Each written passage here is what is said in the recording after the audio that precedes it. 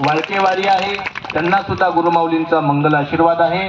वीरशैव समाज पिंपरण या नगरीचा इतिहास आहे. जेव्हापासून पदयात्रा चालू झाली तेव्हापासून मन्मथ ज्योत नावाची ज्योत पिंपरण नगरीतून गावातील तरुण मंडळी अगदी पळत अवघ्या 24 तासामध्ये पिंपरण ते मन्मथ माऊली 219 किलोमीटर आहे. हा प्रवास 24 तासामध्ये पूर्ण करतात. अशा मन्मथ संतांच्या संदर्भात भावपूर्ण असणारं नगर श्री पिंपरण यांना सुद्धा गुरुमाऊलींचा मंगल आशीर्वाद आहे. मुरुडदेव वाणी पिंपळगाव हे सद्भक्त तर अगदी या गावातील महिला मंडळ असेल, पुरुष मंडळ असेल, भजनी मंडळ वाणी पिंपळगाव नंबर 1 आहे.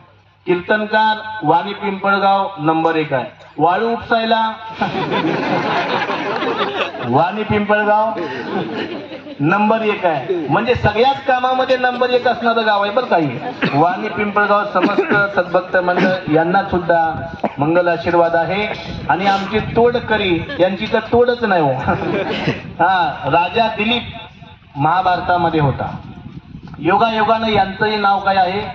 दिलीप आहे. दिलीप राजा तयार होणं अत्यंत महत्वाचे आहे. आणि ती बुद्धी ग्रंथ पारायण केल्याशिवाय होत नाही.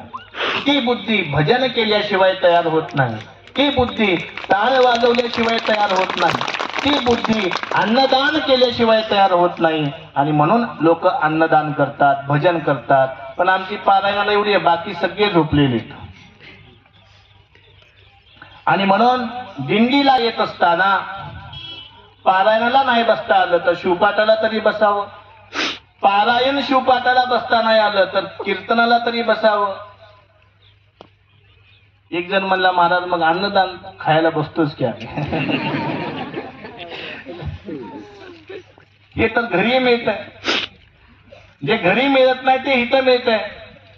आणि म्हणून अन्नदानासोबतच त्या बाकीच्या ज्या चर्या आहेत, क्रिया आहेत, विचार आहेत, यामध्ये सुद्धा आपण सर्वांनी सम्मिलित झालात तर चांगलं आहे. नाहीतर आमचे मन्मथ डांगे गुरुजी नेहमी प्रवचनातून सांगायचे, दिंडीमधले आलेल्या लोकांचं पुण्य जास्त की दिंडीमध्ये आलेल्या लोकांच्या घरामध्ये बसलेल्या लोकांचं पुण्य जास्त. घरामधली लोक दिंडीत माझं पोरग कसं चाललंय की, माझी बायको कशी चालली की, माझी आई कशी चालली की, अशी घरामधली विचार करायला. आणि दिंडीमधली लोक माझ्या म्हशीला चारा टाकला की नाही, माझ्या शेताला पाणी पेरलं की नाही, नोकरानं गहू पेरला की नाही, हा विचार करायलेत. मग खऱ्या अर्थानं दिंडीमध्ये कोण आहेत सांगा बरं? घरचे आहेत की नाही?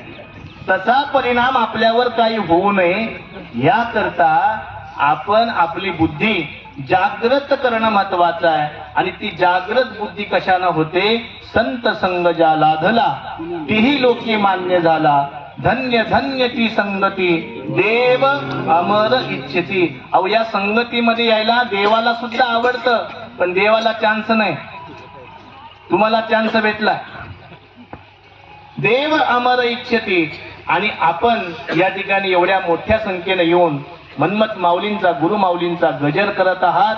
म्हणून तुमच्यासारखे भाग्यवान तुम्हीच आहात. ही गोष्ट पुन्हा पुन्हा मिळत नाही. म्हणून सांगतात, समय से पहले और भाग्य से अधिक किसी को कुछ भी नहीं मिलता. आज आपलं भाग्य चांगलं आहे, आपली वेळ चांगली आहे की आपल्याला 12 ज्योतिर्लिंगापैकी परली वैद्यनाथाचं दर्शन आपण काल घेतलं. किती सुंदर दर्शन आहे. परली वैद्यनाथ म्हणजे आरोग्य देणारा देव आहे असं सांगितलं जातं. परल्याम वैद्यनाथंच. परीतला वैद्यनाथ म्हणजे आरोग्य देणारा आहे. आणि आरोग्य चांगला असेल तर देश चांगला वाटतो. आरोग्य चांगलं असेल तर ज्ञान, विज्ञान, संस्कार धारण करता येतात. आणि आरोग्य शून्य असेल तर काहीच करता येत नाही. आणि म्हणून संतांनी सांगितलं, शरीर उत्तम चांगले शरीर सुखाचे घोसले, शरीर माध्यमेन खलु धर्म साधनम. शरीर उत्तम आणि चांगलं पाहिजे. आणि उत्तम आरोग्याचं लक्षण काय आहे? माणसानं दिवसातून 4 किलोमीटर तरी पायी चाललं पाहिजे. आज आपण 25 किलोमीटर पर डे चालत आहोत. 100% आरोग्य चांगलं झाल्याशिवाय राहणार नाही. हा परळी वैद्यनाथानं दिलेला आपल्याला काय आहे? आशीर्वाद आहे, आशीर्वाद. आणि म्हणून संत दर्शनाआधी आरोग्य चांगलं व्हावं असा आशीर्वाद घेऊन आज आपण या ठिकाणी आलेलो आहोत. अशा पद्धतीच्या भावना या ठिकाणी व्यक्त करून दिंडीमध्ये अनेक गावातील सद्भक्त आलेले आहेत. त्या सर्व सद्भक्तांना गुरुमाऊलींचा मंगल आशीर्वाद आहे. पुनश्च एकदा आजचे अन्नदाते आमचे लाटकर मामा कर सल्लागार अधिकारी आहेत, त्यांचा समस्त परिवार या ठिकाणी उपस्थित आहे. अगदी 1 महिन्यापासून नित्य फोन, आणि जेव्हापासून आमचा परिचय झाला शिवार स्वामींच्या माध्यमातून तेव्हापासून नित्य महादेवाला फुल घालायला ते चुकत असतील, पण नित्य मला व्हॉट्सअपद्वारे मेसेज करायला कधी चुकत नाही.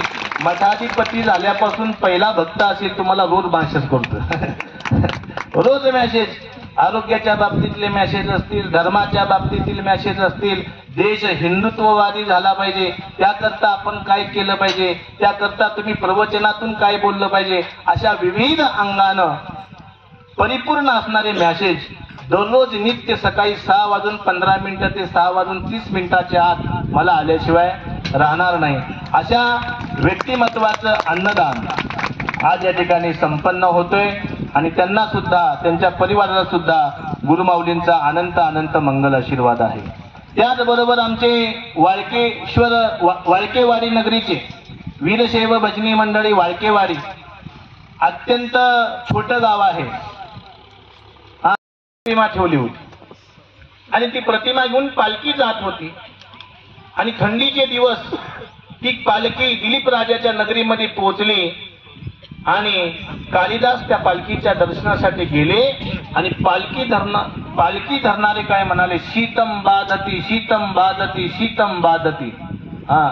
मग कालिदास म्हणू लागले शीतम बाधती न बाधते. काय म्हणू लागले? शीतम बाधती न बाधते. शीतम बाधती म्हणजे आम्हाला बसायला पाहिजे, काय अर्थ होतो बघा. आणि शीतम बाधते आम्हाला थंड वाजते, आमची काहीतरी व्यवस्था करा. एक शब्दाची वेलांटी बदलली तर अर्थ किती बदलतो. तसं एक दिंडीचा नियम चुकला तर दिंडीला वेगळ्या दिशेनं लोक पाहत असतात. आणि म्हणून बाधती म्हणजे बसणे आणि बाधते म्हणजे थंडी वाजणे हा जसा अर्थ होतो तसं आपलं ध्येय एकच आहे, ते म्हणजे गुरुमाऊलींच्या सोबत मन्मथ माऊलींचं दर्शन. आणि त्या दर्शनासोबत ग्रंथपठन, शिवपाठ, शिवकीर्तन, शिवभजन यामध्ये आपला मन रंगलं पाहिजे. म्हणतात ना, शंख वाजला नाद ऐकला शिवनामाचा, छंदामध्ये आत्मा रंगला. फक्त खाण्यामध्ये आत्मा रंगवू नका. खाण्यासोबतच आत्मा भजनामध्ये कीर्तनामध्ये रंगवा.